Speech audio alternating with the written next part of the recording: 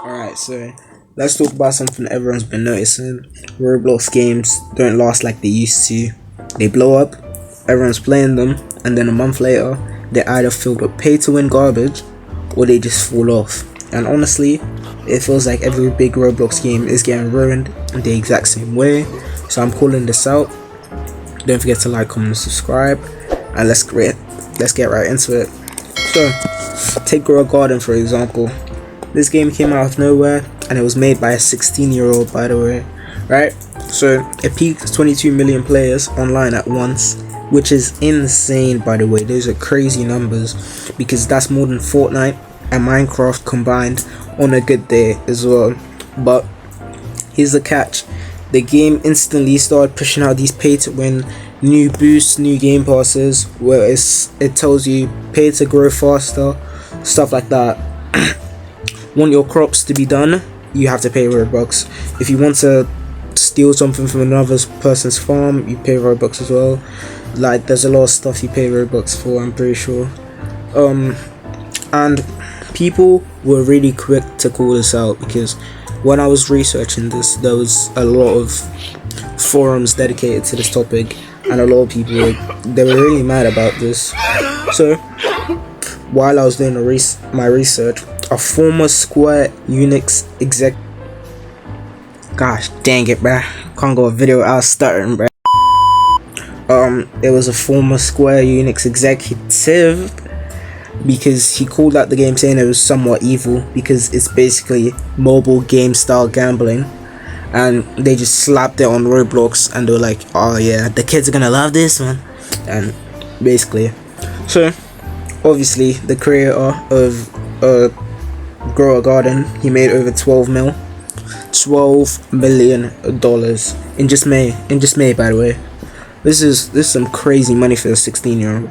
But the community is lucky gone because a lot of people, after those updates started rolling in, a lot of people stopped playing and a lot of people quit the game because they realized it isn't just growing a garden. You actually have to spend money to actually play the game properly. So that led to a lot of players leaving the game. But I don't see the game dying anytime soon, in my opinion. But it's just a slop game, so it's not really much to actually do in the game. Then you've got Stealabrainrot. This game is another slop game, but this game, you steal characters, you rebirth, and you just repeat the cycle. It's like a tycoon, like in 2020 when we all play tycoons. But yeah. But at its peak, it hit 5 million players online at the same time. 5 minutes. I think it was like 19 mil. Take it or leave it, 19 mil. But again, the same issue is pay to win as well. So yeah, another thing, people can literally buy whatever they want. If you wanna break into someone's base, pay Robux. Obviously it's not that much, but yeah, you still have to pay Robux. And if you open the shop is crazy pay to win, by the way. A lot of these games have like crazy pay to win shops, like low key, even Hypershot. Like, bro, these games are they're running astray, bro.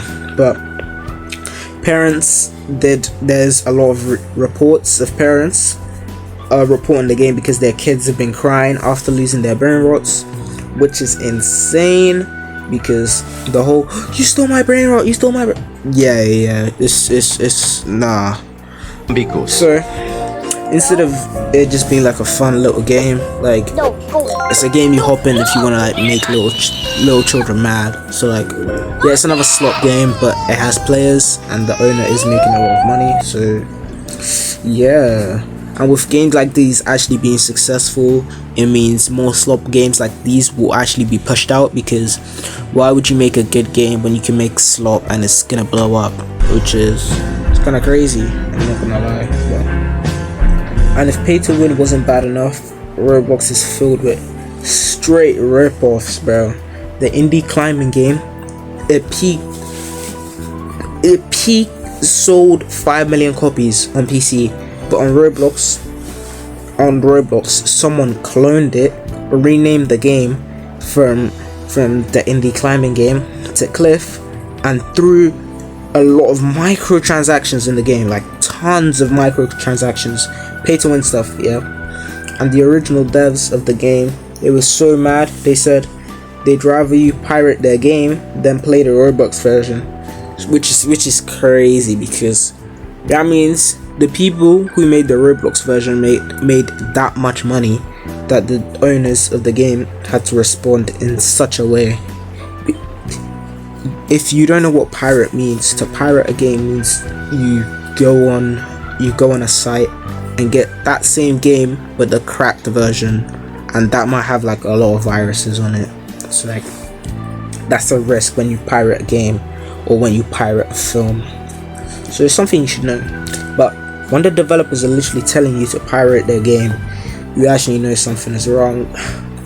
Moving on, and here's where it actually gets dark, because studies this year found that kids are calling Roblox monetization literally child gambling, which is correct in some sense, because a lot of little children steal their parents' credit cards to buy Robux, and they gamble.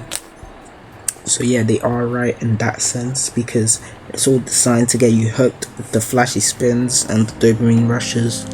But in Australia, they banned loot boxes for under 15s in 2024, and now any Roblox game that uses them, they get slapped with an M rating or even 18 plus rating, which means half of the platform can't play games like those, which is kind of crazy. I low-key feel bad for the developers, but all they have to do is just take it out, to be honest. But yeah, I know the UK are doing that as well in a game called Elemental Grounds that I play in my free time. It's a tiny game, but even if you have Robux, you can't buy extra wheel spins with Robux, because the country itself actually banned it. The government, I think they made complaint to Roblox, so you can't buy it. It says it's restricted in your country.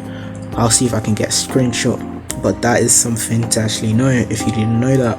So kids in the study straight up said spending Robux felt scary and like a scam, and this statement is actually coming from some players, but I feel like these players are kids, to be honest. Like, if you hear these statements,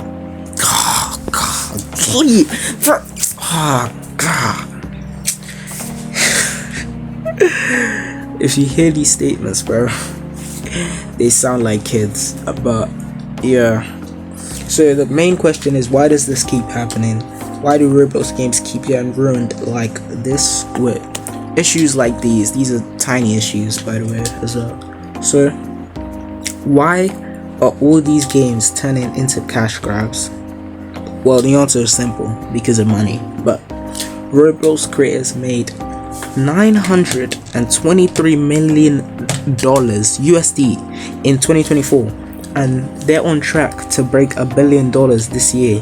Roblox just bumped the DevEx rate too as well. They bumped the DevEx rate, so cashing out Roblox into real life money is even more profitable. So why would the developers not do this? That kind of money changes how people design games. It changes your whole mindset. Instead of focusing on fun, the goal is to keep you playing, to get that extra playtime, that extra watch hour, that. Like, come on, bro. And the sad part is, it actually works. It actually works as well. So it's looking crazy. So yeah, it's not about nostalgia anymore. Roblox really is turning into a different era, but games are blowing up faster, but they're burning out just as quick, because they're built around money first, fun second. But I want to know what you think.